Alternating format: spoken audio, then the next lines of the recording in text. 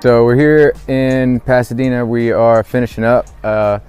This was a wholesale deal turned construction job turned potential new construction job next door for us. When you're building on a lot and there's another house on that lot like this one, there can't be anything encroaching from one side to the other. So for example, we had the shed here. We had to demolish the shed before we can be approved to build. We also had, this is crazy, but the roof eave was 6 inches, and you can actually see right now it's still cut and not capped with metal, but the roof eave was 6 inches over, when literally if they came out and did the survey and that was over 6 inches just hanging, not even on the ground, they would deny us the build permit.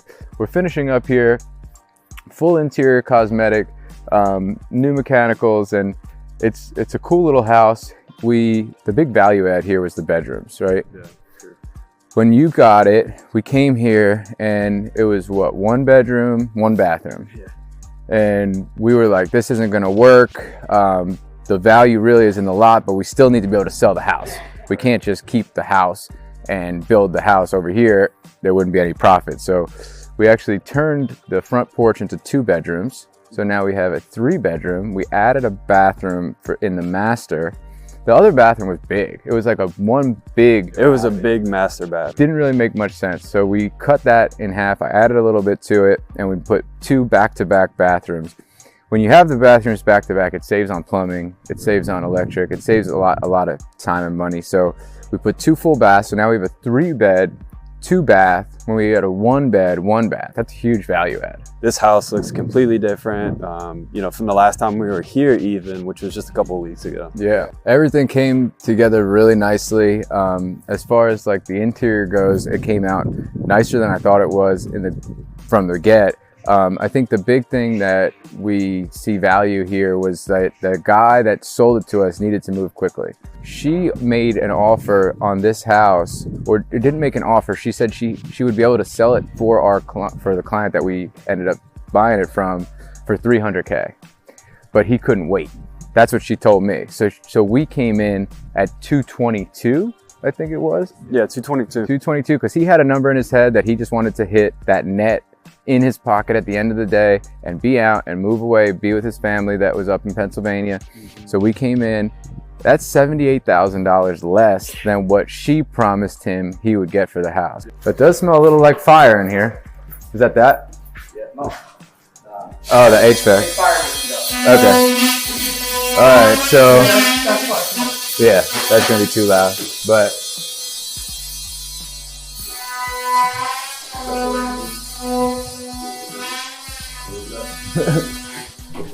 yeah, so it's a little loud in the background, but this is it, man. We did everything new in here, all new drywall, all new electric, new baseboards. It's starting to really come together. Dude, when we walked this was not sturdy. Yeah. Made this structurally sound. Dude, we had to redo all the foundation footings and we rebuilt the wall. When we came in here, we would open up, there was like an opening and we actually saw outside of the house.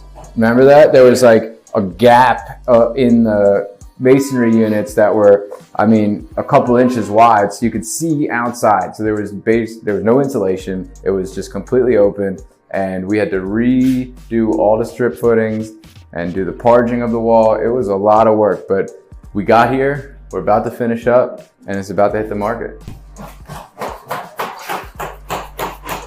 So the blue accent wall is fire. Yeah, I like you said this was 2-inch by 2x1? 1x2, yeah. 1x2. Yeah, I like the thicker ones. Sometimes people use the skinnier ones. I like the thicker ones. Gives it more depth, I think. Yeah. A little texture on the wall. Good focal point right there. Yeah. That was perfect. Now this is the cool part. So was the original opening for the bathroom here somewhere? Yeah, so the bathroom was more central. Yeah. And it was basically double the size of what this bathroom is, which made no sense. The bathroom was almost the size of the whole bedroom. The whole bedroom, So right. we cut that in half, and now we have this one bathroom here that's going to be the common bathroom for the kids. It's got the bathtub, and you need to have I feel like nowadays you got to have a master bath. Yeah. Most houses that are selling in the high mid to high threes, all gonna have a master bath. So let's check that out. This is where you chopped it in half, added another full bath to the master to have a little master suite. Did you extend this way at all? Yeah, we had to. It's funny, I actually extended it, and then I came in here and I was measuring everything, and I had the wall already built, and I realized that I still hadn't made it big enough. So I had to then tell them to demo the wall and push it out, or I would have had a stupid little vanity here and not enough space for the toilet. So sometimes that happens when you come in, you think one way, and then it really was like just a stupid mistake that I should have just thrown the extra couple inches on. Right. I was worried because the room's not that big, but we had to get enough space to have a normal size vanity and then still a full size shower. And what we did with the showers, we try to do a custom pan, because the plastic pans, they kind of look dingy and cheap, but they also only come in certain sizes. Right. So we couldn't retrofit a prefabricated pan here. We actually had to frame out a new one and put concrete down, slope it down.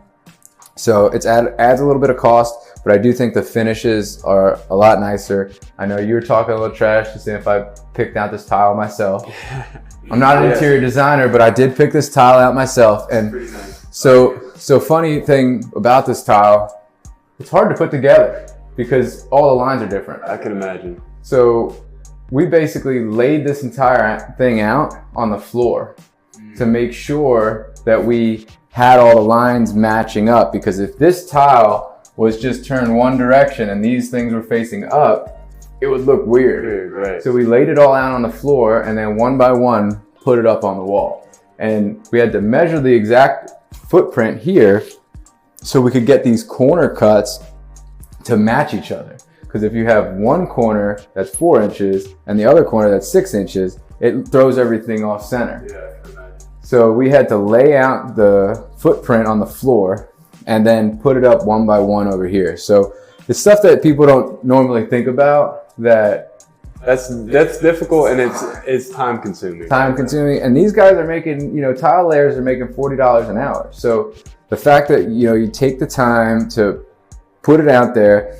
If you hear the noise in the background, that's us redoing the backsplash because we screwed up the backsplash. When I left for a couple days, the guys got a different subway tile that looked almost the same, but it wasn't. It looked super trashy, so we had to redo it. So it's really important that you get it right the first time.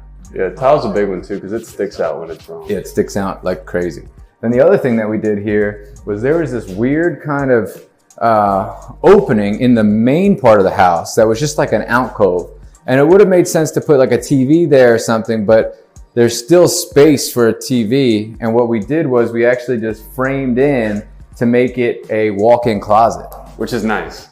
For a small house with not a lot of storage, to have this size closet, it's actually kind of crazy. Because most houses not gonna have this size, right? So not even our Lakeston house, the flip we were just at, has this size of master closet.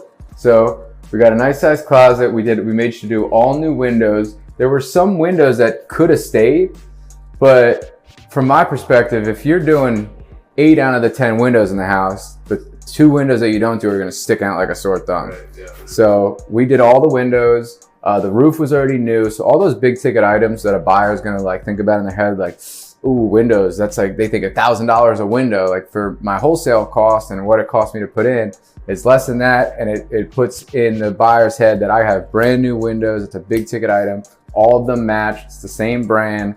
They're all new, so that's something that you got to think about. Even if you're gonna change a couple windows, just at least make sure they match and they look like the same, at least from the same generation. Right. Yeah, 100%.